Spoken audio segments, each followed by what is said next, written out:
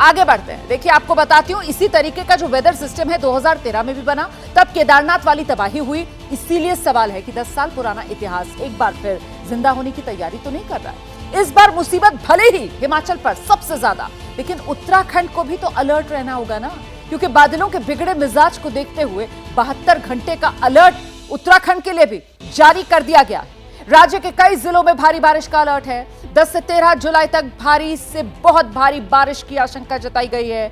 चमोली, पौड़ी, गढ़वाल, पिथौरागढ़, बागेश्वर में मौसम खराब रहने का अनुमान। अल्मोड़ा, चंपावत, नैनीताल, उधम सिंह नगर में भी अलर्ट जारी किया गया है। बारिश को देखते हुए कई जगह स्कूल, कॉलेजेस में छुट्टी का ऐलान कर दिया गया है। धारचूला में काली नदी खतरे के निशान पर है। लैंडस्लाइड की वजह से धारचूला तवाघाट हाईवे जो है पूरी तरह फिलहाल ठप है।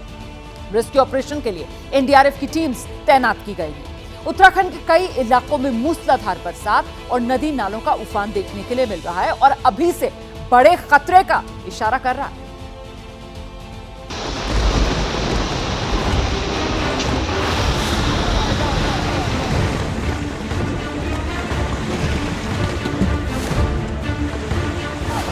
कहीं सैलाब में बस बहने लगी, तो कहीं कॉलेज की दीवार ही ढह गई। सारी सीमेंट चलेगी और मतलब देखो, पानी ने मकानों को मलबे में तब्दील कर दिया है।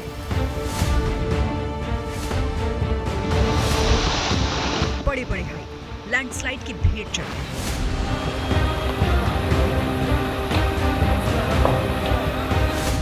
मगर नदियों का रौद्र रूप अब भी जारी है।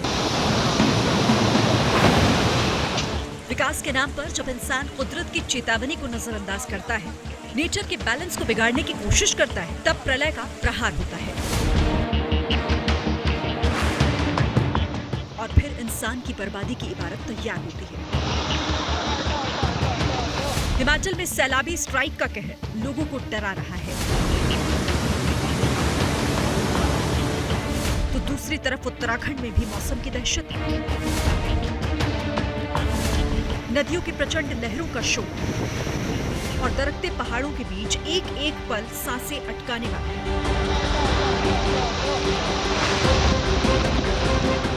लगातार बारिश के बाद जब पहाड़ों के बीच से पानी अपना रास्ता बनाता है, निकलने की कोशिश करता है, तब अनहोनी की आशंका बढ़ जाती है, क्योंकि इसी प्रोसेस में लैंडस्लाइड के चांस बढ़ जाते हैं।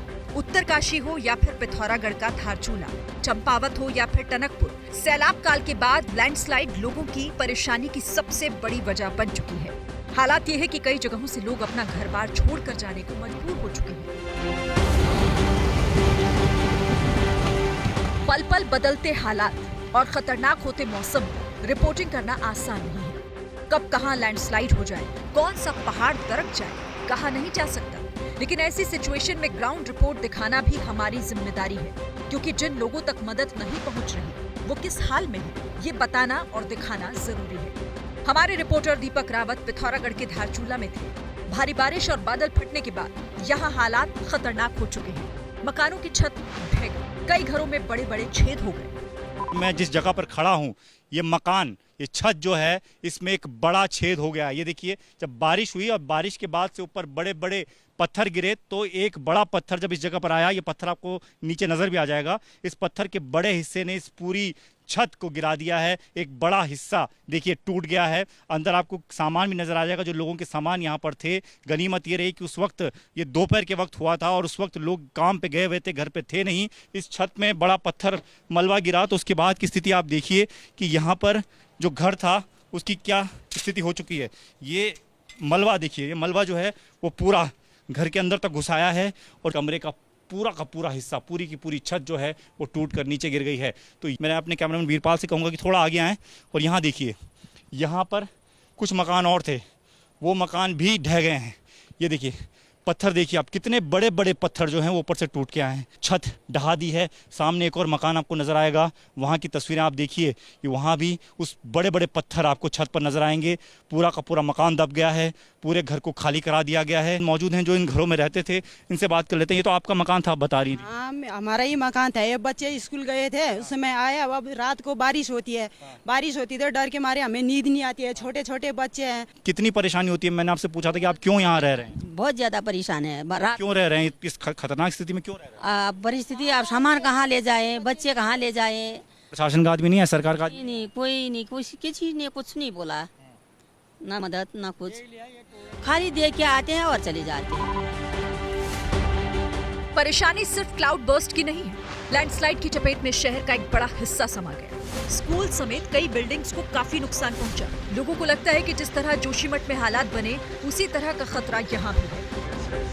और ये शहर जो आप देख रहे हैं, धारचूला शहर, ये कहा जा रहा है कि अगर ये पूरा मलबा इस बारिश में नीचे आता है तो ये आधे से ज़्यादा शहर का हिस्सा, सामने काली नदी है, उस नदी में बह जाएगा। यानी आप समझिए कि ये जोशीमठ की तरह ही ये कगार पर है कि ये शहर पूरा का पूरा भूस्खलन की चपेट में आ सकता है। जिस स्कूल में मैं मौजूद हूँ, ये यहाँ का शिशु मंदिर है। 8वीं तक यहाँ पर पढ़ाई होती थी और स्कूल की एक स्थिति आपको दिखाता हूँ भीतर से। तमाम सुविधाओं के साथ ये स्कूल यहाँ पर चला करता था, लेकिन अब ये स्कूल खंडर में तब्दील हो गया है। ठीक सामने आप देखें तो पीछे की दीवार भी, मैं कहूँगा अपने कैमरा पर्सन बलबीर से कि वो दिखाएं कि ये देखिए किस तरीके से पीछे की तरफ देखिए दीवार में किस तरीके से बड़े बड़े पत्थर जो हैं वो लगातार आते जा रहे हैं और उन पत्थरों की वजह से इसका दीवार का एक बड़ा हिस्सा जो है वो लगातार टूटता चला जा रहा है। और कभी इस वक्त हम यहाँ पर खड़े ज़रूर हैं, लेकिन कहा यह जा रहा है कि ज़्यादा देर तक यहाँ पर खड़ा रहना सेफ नहीं है। कभी भी किसी भी वक्त ये पूरा स्कूल जो है वो धराशायी होकर नीचे जा सकता है। असल में पिछले साल भी धारचूला समेत आसपास के इलाकों में इसी तरह की तबाही आई थी। तब सरकार ने पानी को रोकने के लिए दीवार बनाने का फैसला लिया था, लेकिन लोगों का इल्जाम है कि यहाँ काम ना के बराबर हो रहा है। 10% काम ही पूरा हुआ है। अगर ऐसा ही हाल रहा तो फिर ये शहर किसी भी वक्त नदी में समा सकता है। पूरा ही इलाका जो है कुटियाल खेड़े का पूरे डेंजर जोन में आया हुआ है पूरे इस बार। और जबकि मुख्यमंत्री जी ने 20 करोड़ रुपए दिए हैं विभाग को, और 2 विभागों की जद्दोजहद में ये मामला उलझ गया है और अभी तक जो है 10% भी काम नहीं हुआ है। बड़े बोल्डर आ रखे हैं। ये स्कूल होने से, ये जो स्कूल है ये दीवार का काम कर रही है, इस वजह से ये बाजार बच रखा है जिसमें हम खड़े हैं। जी सर। अगर ये नहीं हो तो मेरे ख्याल से जितने बड़े पत्थर हैं वो सीधा शहर में। बिल्कुल सर, अभी 6 मकान गए हैं। अगर ये स्कूल नहीं होता ये तो आधा बाजार नदी में समा जाता। लोगों की परेशानी और चिंता जायज है, क्योंकि सैलाब का रुख कब किधर मुड़ जाए, बादल बस बर्बादी बनकर बरस जाए, कहा नहीं जा सकता। लेकिन सावधानी बरती जा सकती है। एनडीआरएफ की टीमें भी तैनात कर दी गई हैं। सरकार का दावा है तैयारी कर रही है। हमारा एसडीआरएफ है, एनडीआरएफ है, आईटीबीपी के लोग हैं, पीडब्ल्यूडी विभाग के लोग हैं, आपदा प्रबंधन के लोग हैं। सभी मिलजुल कर एक दूसरे के साथ समन्वय करेंगे और जो भी, क्योंकि बरसात के समय में कभी भी यहाँ पर आपदा की स्थिति पैदा हो जाती है, इसलिए उस स्थिति से निपटने के लिए हर प्रकार से तैयारी की जा रही है। बहुत सारे रास्ते रुक गए हैं, कई नदियाँ खतरे के निशान पर हैं, कहीं कहीं कैजुअल्टी भी हुई हैं पत्थर गिरने से। तो हम लोगों को ये कह रहे हैं कि जो 13 तारीख तक अपनी यात्रा संभल कर करें। इस बीच उत्तरकाशी में नदियां उफान पर हैं। गंगोत्री हाईवे का 10 मीटर हिस्सा लैंडस्लाइड की जद में आ गया है। गंगोत्री हाईवे पर बंदरकोट के पास भारी भूस्खलन हुआ।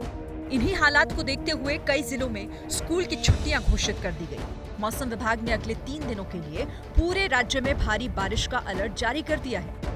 हमारी भी अपील है, अगर आप उत्तराखंड जाने की सोच रहे हैं तो यात्रा टाल दें। कावड़ लेकर जा रहे हैं तो सुरक्षित स्थानों पर रहें।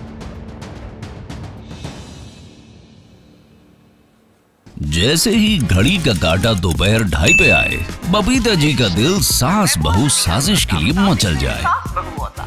और ये है इनकी बहू, पूरे दिन ऑफिस की टेंशन हो जाए गॉन जब ये करें अपना फेवरेट शो फ्री टाइम पे ऑन। इनकी तरह आप भी देखें अपना फेवरेट शो अपने टाइम पर और डाउनलोड कीजिए एबीपी लाइव ऐप अपने स्मार्ट टीवी पर।